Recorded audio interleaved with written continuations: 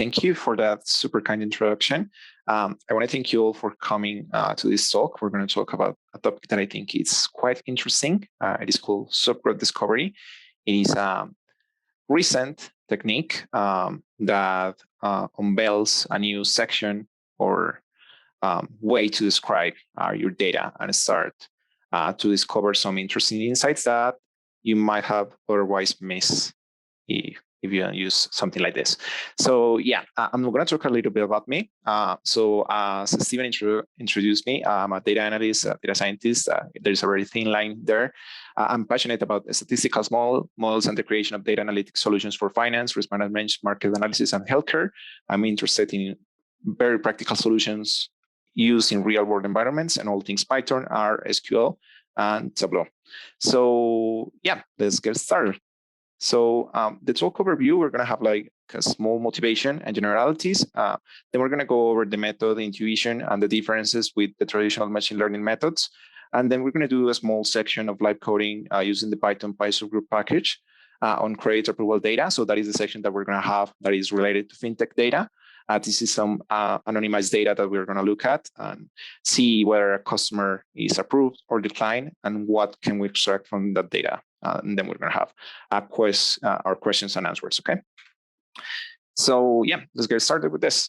So the motivation here is that there's just so much information whenever you start exploring new features and you want to extract something interesting out of your data, that it becomes very difficult to like have real knowledge, right? So that is what that sentence above says, is what information consumes is quite obvious. It consumes the attention of the people that receive it. So that is a quote by Simon Herbert in 1971. So what subgroup discovery does is try to find descriptions of subsets of the data that show interesting distributions with respect to a predefined target. So when we say predefined target, that means that this is a supervised technique. You need to have like a target variable for this.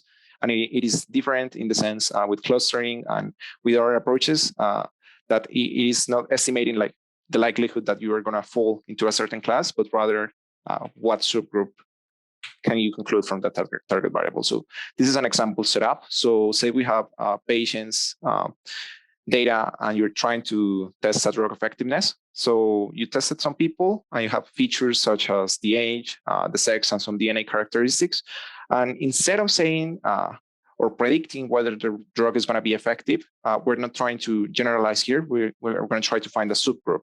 So what this algorithm is going to tell us is that while the average effectiveness of these drugs was 70%, the 500 young female patients with the A2-MLA1 gene had a 90% average effectiveness. So it's just going to try to unveil and discover subgroups or sets within your data instead of trying to predict for every single row whether the drug is going to be effective or not. You're just going to try to conclude on that. And that is usually something that you do in data analytics using visualization techniques. So you will usually like construct a Tableau dashboard or something and help you conclude on these things. But if you can automatize some of this and come up with a way to find interesting populations, you can use this for many purposes. For example, for checking if your algorithm, your machine learning algorithm is being like rude to people, right? So it's discriminating women, it's discriminating for sex, and you can check what is happening to that particular population. So there's lots of things that you can do here. Okay, so the traditional classification setup comes in the sense that you usually have a sample S of a population P. So you have also a target variable, which we're going to call Y here. And then for the target variable, you have different classes. So you can have class A, B, and C. And then you have some features for that for the target variable to train on it, right? So you have this feature XA. And then you have like your target variable. In here, I'm using squares and circles. This is taken from a lesson from Mario Bolli in the data mining and knowledge discovery presentation in his summit of 2017. So we have circles and squares here. And the traditional machine learning setup is going to say, I want to construct a model, which we're going to call M. And that is a function that transforms features into a response. And then we're going to have an error measure. So usually for classifications, we use ROC or we use RMSE for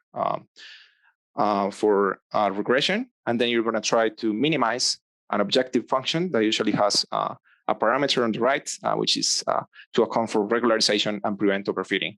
So this is the traditional approach. And what a traditional model is going to do is it's going to create like some decision rules. So this is an example with decision trees. And it's just going to like split the data in parts and train on that. And then it's going to like try to generalize and say that if you fall within a certain region of the data, you're going to have that particular class. So it's going to do something like this. If you fall under the blue square, then you're going to be a square. And if you fall under the red square, you're going to be a circle. So that is what the classification setup will usually do. So in subgroup discovery, instead of generalizing, we want to sacrifice a lot of that generalization power, and we want to find the local functions. So if you remember for classification setups, there are lots of ways to solve this algorithm. So for example, you can use, for example, the branch and bound procedure to solve this type of problem, because you can like account for the generalization power of the algorithm. But then for subgroup discovery, what you can do is different. So let's define a target concept here. And the usual setting that you're going to have is that for subgroup discovery, we will usually have a binary target. So where a drug is being effective, or whether a person gets hospitalized or doesn't get hospitalized, or where a credit decision was approved or declined. So that is the usual setting. And before starting in that binary target, we want to define a positive class. So until now, we don't have any differences with classifications. But then for subgroup discovery, we want to see where the target share in your interested variable is unexpectedly high or unexpectedly low. So that is what is going to be interesting about this. So instead of doing the same thing that we did, what we're going to do is we are going to create something that is defined as propositions. So propositions are just Boolean functions in your data. So for example, I'm going to show a proposition here.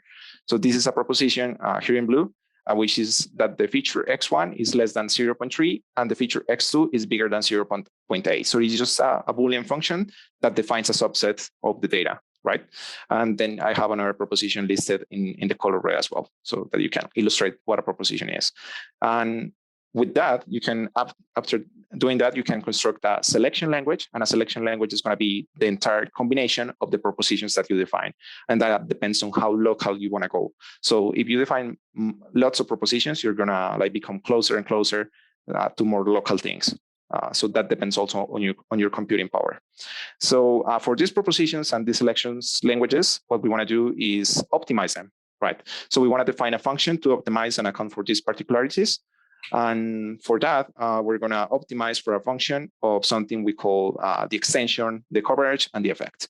So this function, function of Q, Q is the extension, and it is the size of the proposition, right? So you want to account for that, and you want to see how big or how many observations you have within your subset. So that's what we're going to call extension. And then we're going to have the coverage, right? So the coverage is the amount of people that fall in the desired category that you want to classify. So if you have a subset, and within that subset, 95% of the people, then the coverage is going to be 95%. And then there's the effect, which talks about the purity or the impurity in the same sense as classification, but I'm not going to go into detail on what the effect is after we explain what an interestingness measure is, because the effect depends on the interestingness measure that you decide on. Right, so when we optimize these local subgroups for this measure, what you're going to end up with is subgroups that have a very high target share. So that is a great coverage of what you're trying to find. So instead of having like a simple proposition that you define, when you optimize for that and you try to find the highest target share, what you're going to end up with is with local subgroups that totally miss the target. So if you are going to try to classify with this, you're not going to be successful, because this is going to be like super overfitted. But then if you want to find locality, this is going to be very useful, because it's going to tell you where people group and have peculiar or interesting things that they share. So remember the task. We want to identify subgroup descriptions in which the target share is here unexpectedly high or unexpectedly low. And then we're going to define this as the unusualness. So this is the term for the increase in target share. So when you have higher target share, we say that a subgroup is unusual. And then there's the interestingness measures. So instead of unusualness, you can also account for things like conciseness, generality, reliability, peculiarity, and diversity, which I'm going to dive deeper after this. You can also have, and these are objective measures that can be computed from the data. So no matter what you have, you can always mathematically define these 5 properties. And then you have subjective measures, which involve the user's prior knowledge. So that is novelty and surprisingness. And then you also have semantics-based measures, which incorporate the meanings of the subgroups. So that can be utility or actionability. We're going to focus on the scope of this talk in the objective measures, because by far they are the most used ones when trying to unveil details from your data. So they are also the most trusted ones and the easiest to implement, because to implement something like the utility, you will have to, for example, in finance, you can multiply your results by some utility pattern and then come up with a measure on function of cost, for example. So that is how you implement a semantics-based measure, but that's something you can do with more advanced approaches. So yeah, for objective measures, those are the ones that can be computed from the data. The result overall should only contain a limited amount of patterns. That is what conciseness is. So a pattern is concise if there's not many of them within your subgroup. So you only see a group of people that follow the same pattern, right? Generality is when a pattern covers a large part of the data. So that is coverage. So if you have 99% of the people in the target share, so that is a high coverage. So your subset has a high generality. And then you have reliability, and that is when a pattern, which is in form of a rule, that is a proposition, should have a high accuracy. So you have big confidence in this because the dots are just concentrated in that single spot. You can also have interestingness measures for peculiarity, and that is when a pattern is possibly more interesting if it covers outliers in the data. So if you have people that have outstanding height, for example, you're measuring the height of your patients, and you find out that the people that are the tallest have a higher propensity to suffer from back problems. So that is an interesting subgroup as well. And then you can have diversity, which is a set of patterns is often more interesting if the patterns differ from each other. So you can also construct an interestingness measure in terms of diversity. And that is when your subgroup contains many different patterns that are easily differentiable between them, right?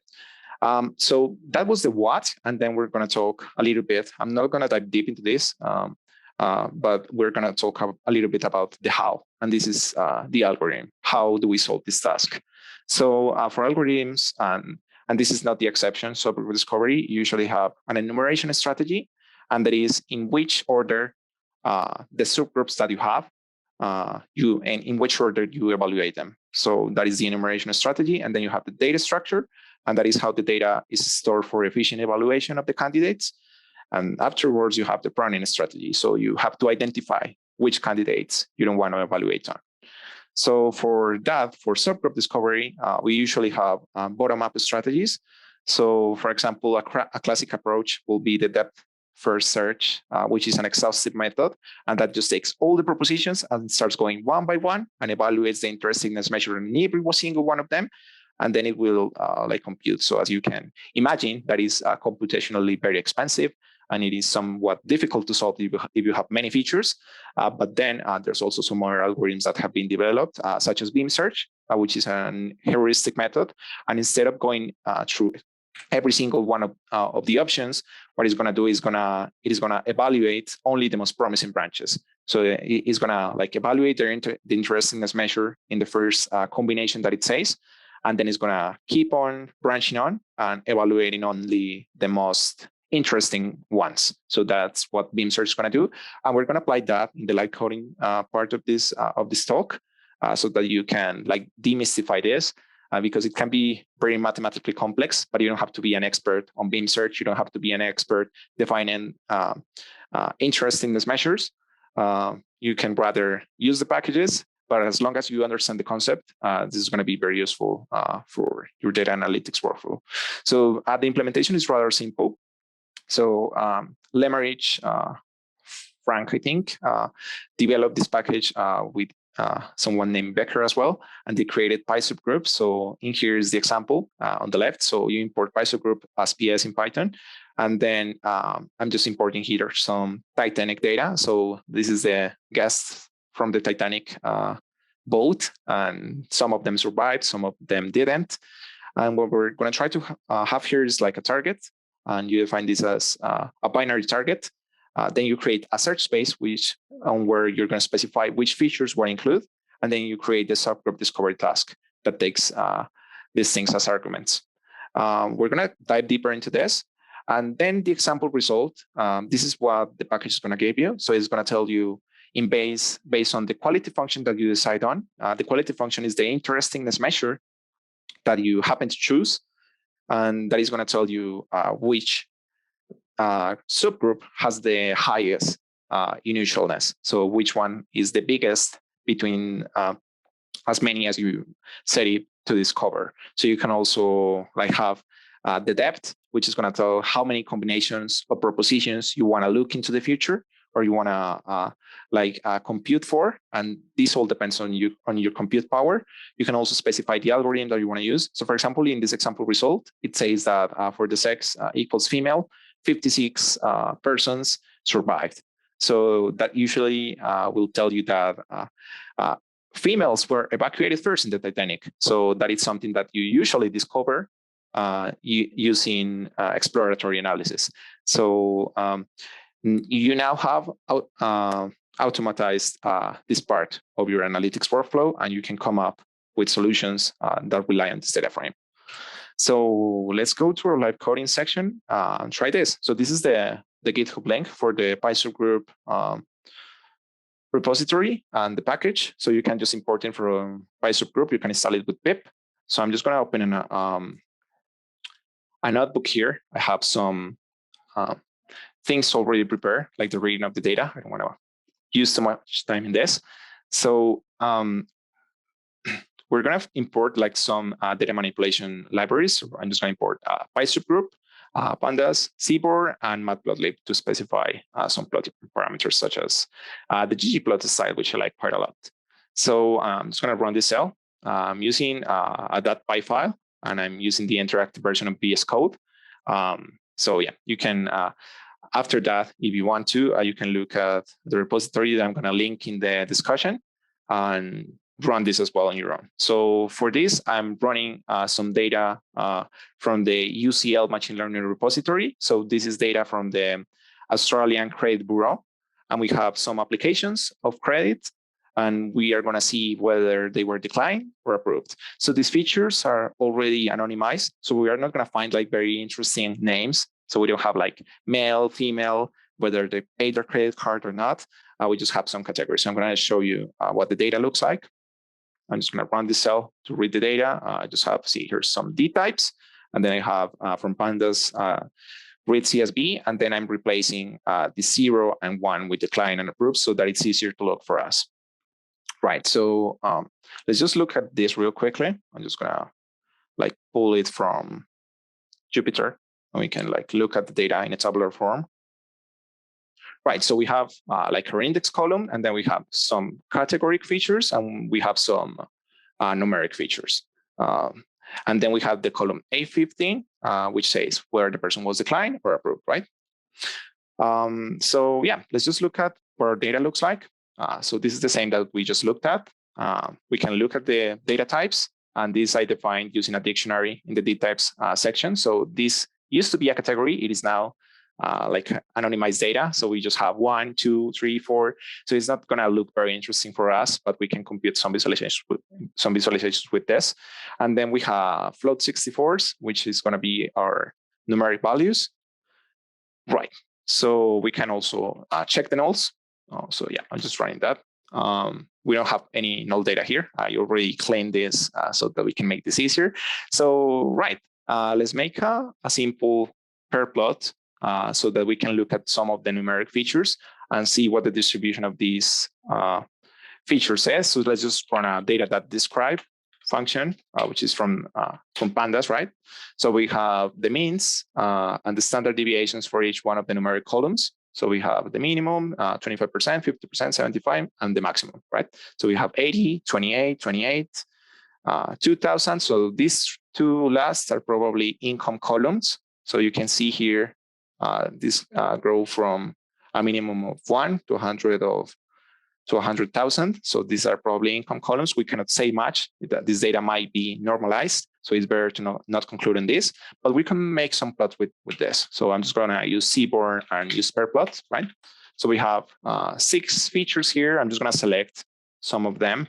So I'm just gonna say, this is the data, and then I'm gonna have the color of this pair plot given by the variable that I wanna predict on. So this is gonna be A15, and then the variables that I wanna like create the plot on, I'm just gonna pass a list here, and I'm gonna plot A2, A3, and A7.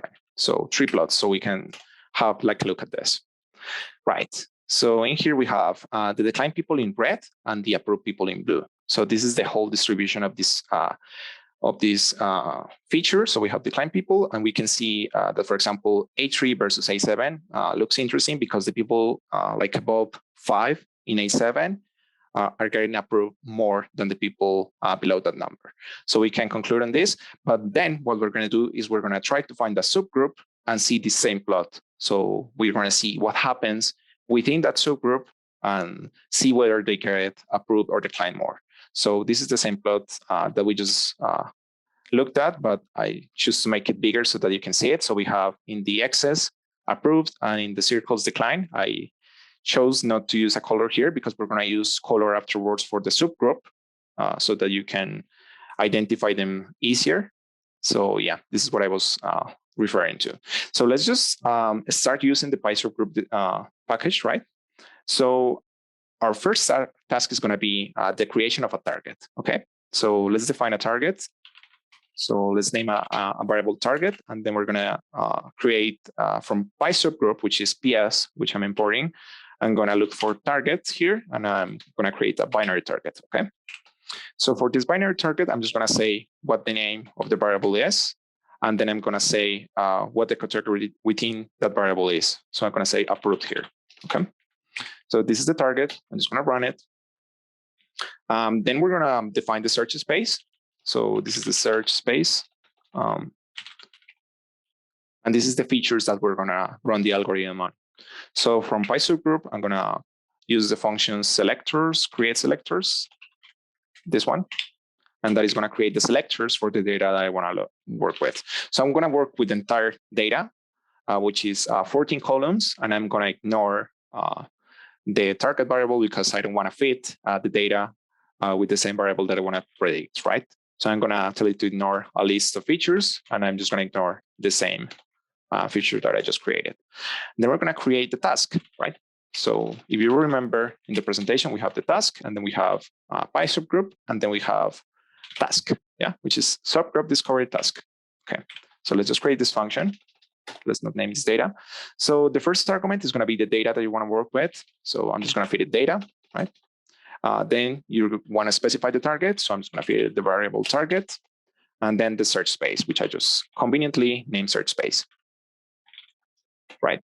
And then we have the result size. So this is how many subgroups you want in result. So I'm going to tell it I want 10 subgroups, right? And I want to like look at the depth, like how many combinations of propositions you want to have. So I want to simplify this because I don't know what the variables are. So I just want to have 2 different combinations to define the each subgroup.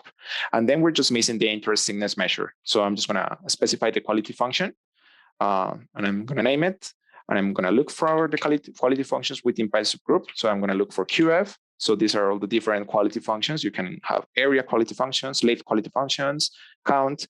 For this purpose, I'm going to use this one, which is the weighted related accuracy quality function.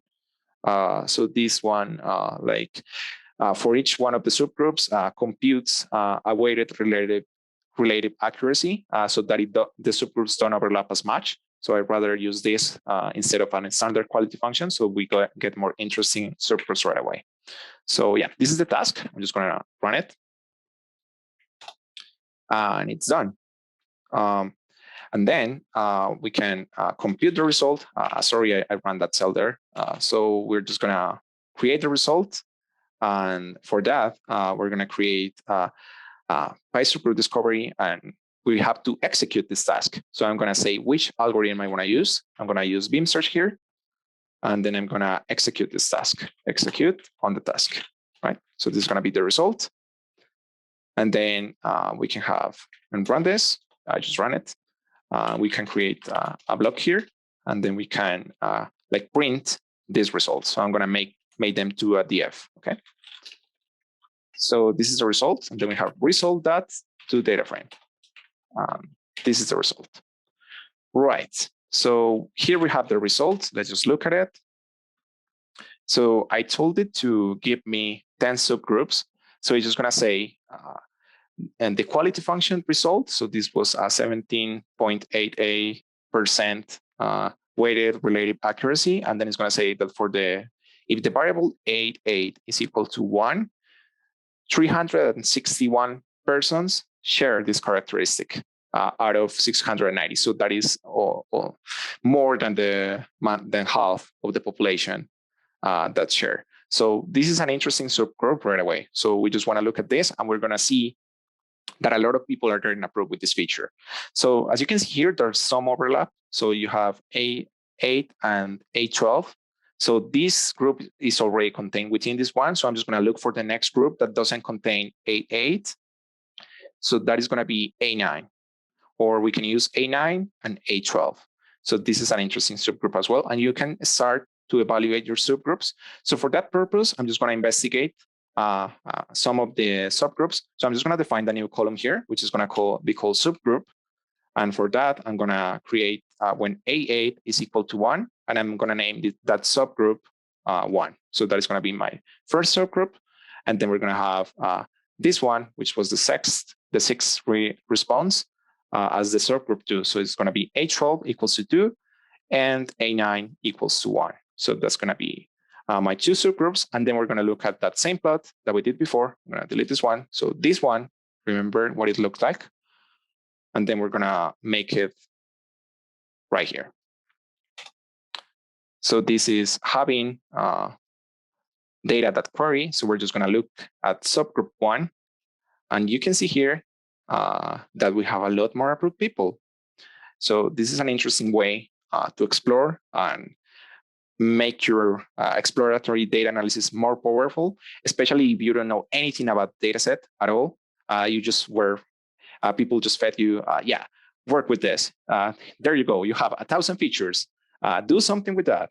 So as a data analyst or as a data scientist, you can use this and start to look at interesting subgroups and then conclude on those. So this can like power up your analytics workflow. So I've been using it for different things daily. So this is the same plot that we did, but with subgroup. This is I'm using 0 for white. Okay. So I'm just plotting here A3 versus A7.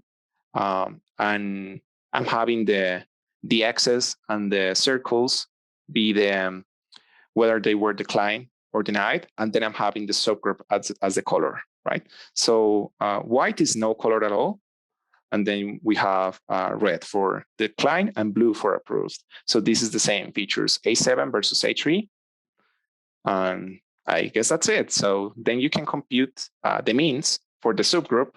And you can see here that for subgroup 0, which is the population without any subgroup discovered, the mean of the feature A2 is 29. And for subgroup 1 is 33 and 32. So these are like different if you also consider the count. So yeah, I guess that's all I had prepared for you. I hope this is useful for your data exploration tasks. And yeah, I'm gonna leave this in my GitHub repository, and I'm gonna link it on the talk discussion. So yeah, I don't know if Steven, if we have any questions. I think we're right on time. So yeah, thank you very much. Let's go to the questions. Thanks a lot for that amazing presentation, Danny. You're right on time, as you said. So we have about 10-15 minutes for questions, guys. So I'm checking out Wolva now, and And the Q&A in Zoom, I don't see any current questions. So if you guys want to take a minute to ask any questions about everything that Danny is explaining right now, I'll give you a few seconds to ask anything you want. Yeah, don't worry. Even if it's I didn't understand anything, we can go back and look at it.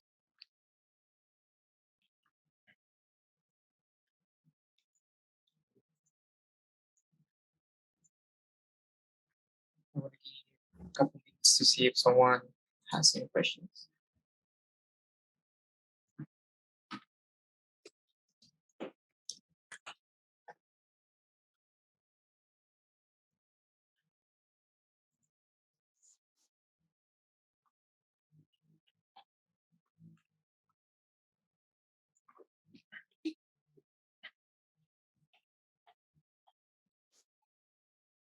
Well,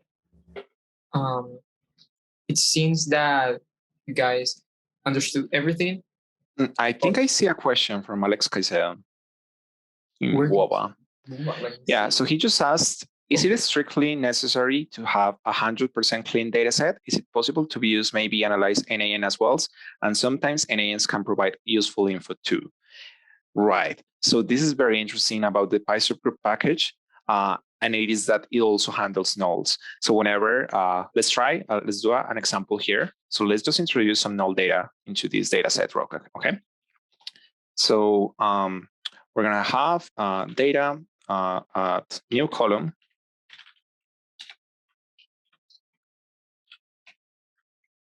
Be np.nan. I don't have numpy here. So let's just make it a vector of what should we make it, like different ones and zeros. I think that maybe gets complicated. So I'm just going to explain it here. So when you like print out the subgroup, it's going to say here. So A10 is bigger than 4 and A4 is null. Okay, so it's also going to count for null data. So if you feed it null data and you have your data like clean, it's also going to tell you when that happens, this is happening as well. And that is an interesting conclusion that you can also draw from this library as well. So I think on the GitHub repository, there's an example that contains nulls as well. So yeah, here, which is subgroup discovery. Let's just by subgroup, right? So I think here he has an example of when the data is null. Yeah, so here, for example, is going to give you like if the cabin is null and the sex is equal to female, you're going to find that it's going to give you a subgroup as well. So that is also very useful to explore your null data.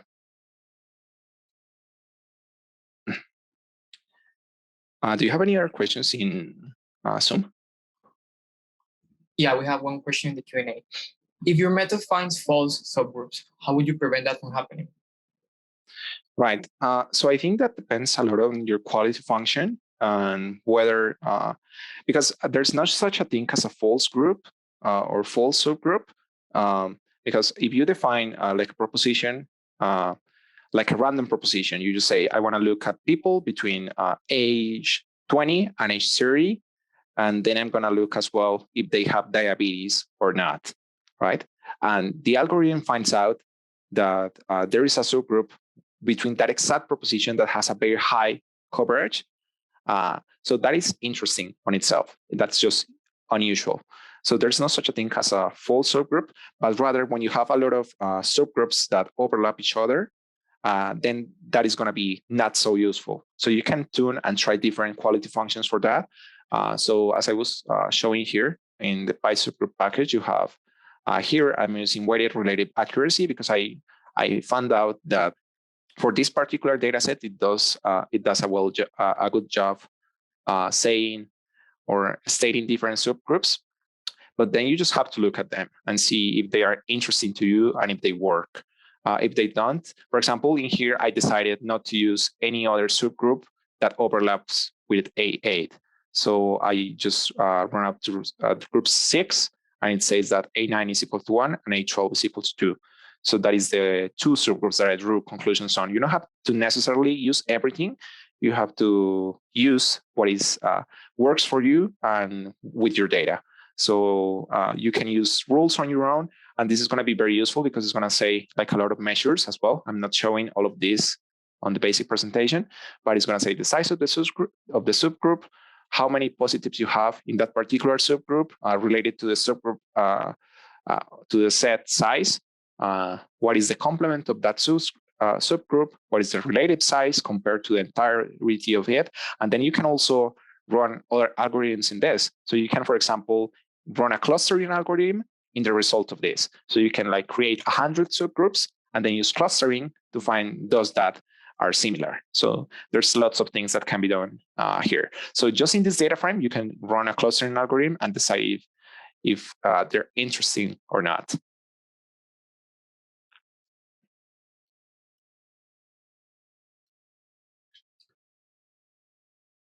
Okay, we have another question from the Zoom Q&A. What could be a nice analysis for a junior in a fintech? I work for a floor. Right. So I think something very useful in the fintech environment is the targeting, right? So you have some product that you want to target on. So for example, a credit card, and then you want to decide whether you want to approve a certain amount of people because you want to like grow. So fintechs usually they're startups, new companies that are starting to grow. So you can tune or find out in fintech what is happening when people get declined. So that can help you scale or solve servicing problems as well, because you find out that for some reason the people that are coming, for example, I'm going to talk about a Colombian example. So people that say you're a credit card company, the people coming from I'm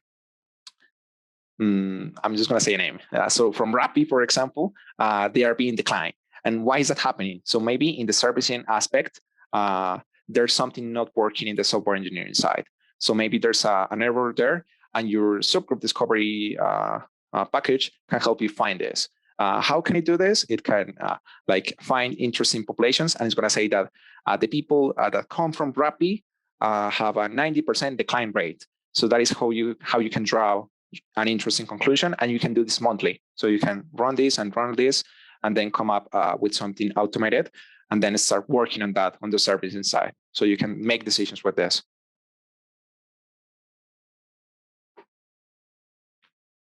Okay, awesome. Do we have any other questions? I don't see anything in the chat. Okay, we have one more. What can you recommend to us to learn more about the terms analysis that normally are applied in fintechs? Right. So I think really the best way to start like applying this kind of concepts is not being afraid of testing them. Like just dedicate 1 hour or two to try novel things and see if they work for you. So there's lots of things that you can do in the fintech environment to improve revenue, to improve growth. So for example, if you have partners that sell your product, you can, for example, try to create a promotion, and that promotion depends on the approval rate of your model. So that's a fintech problem, right? So you have your model, which has an SLA, service level agreement with a partner. And let's say the partner pays the people that don't get approved. So what you can do with data analytics is just try to iterate and see if it works. So I think a big part of being in the fintech business and being in data analytics is being willing to take risk. So if you don't take any risk, so how do the companies in fintech scale up? And this is very controversial. They just split scale. They grow and grow, and then they decide on profitability. So for fintech, it can also be in that same way, but you have to be as uncontrolled as some people have been. You can like create experiments, and with those experiments decide on that. And for that, you can use subgroup discovery, you can use classification, you can use experiments design. So all the things that you learn in university, you can apply it to fintech. You can also like use time series analysis, and that's going to help your company quite a lot, especially if you incorporate things that are being, you gotta try to find things that are being done without soft. So people are just deciding on feeling, and you just bring a little bit of data to that decision, and that makes wonders because all of a sudden decisions are being made using data instead of gut. So I think that is one good thing that we can bring as data analysts and data scientists to fintech companies. Okay, we have a question from Roy Margaterol. Where can I access to the repo? Thank you. Yeah, I'm going to share the link in the WOBA app. So this is my personal repository, which I was preparing for this particular talk. So I have a branch here, and I have CV projects. I have some other interesting projects here. So I have this folder that is called Factor. Then I have subgroup discovery, and I just have the example that I'm showing you right now in here, saved as a .py file. So this is the example. And then there's the data that I'm using, which I'm, by the way, not even connecting to this. I'm just calling it right away from the UCL machine learning repository. So yeah, I'm going to send the link here in the chat of WOBA and in Zoom as well, so that you can have it. But this is going to also be on the discussion side after this presentation. So you can go into the WOBA app and discuss topics. I'm going to be answering questions there as well. There's two questions. One is if you had used interestingness measure before, and the other one I don't remember as much. I did the questions a while ago. So they are during the discussion in the community. So yeah, let me know if you have any other questions. So yeah. Okay, now we are almost out of time.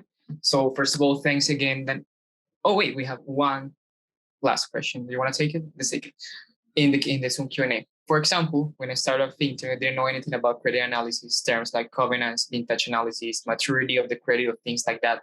So it was a hard period for me, and I really can't find too many blogs or videos like that from people who's working in the Fintech environment. No problem for your English. Exactly. I don't think there's a question there. It's just something that happens. And I think I share also that feeling.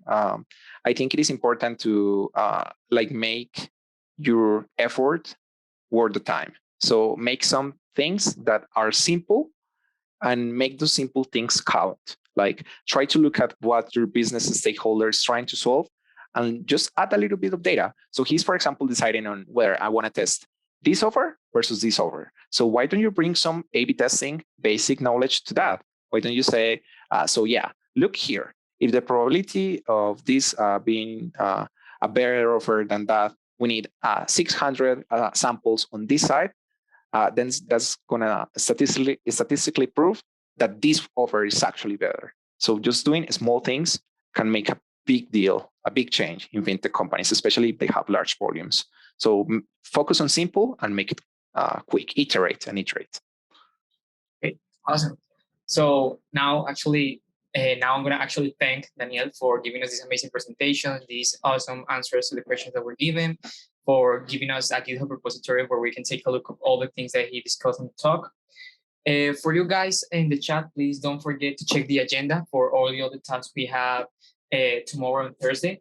I'm going to leave the link to the agenda on WOBA for the ones that are on Zoom. And for the ones that are already on WOBA, you find the agenda on the on the right side of your page. You will see like all the other talks that we have ready for this week. And thanks a lot, Daniel. And I'm going to be, excuse me, you can stop sharing the screen. And we're going to be leaving like a couple minutes for you guys to take the links that you want to take. And thanks a lot for assisting to this talk. Amazing. Yeah, thank you so much, guys. Good questions. See you around, and good coding. Bye-bye.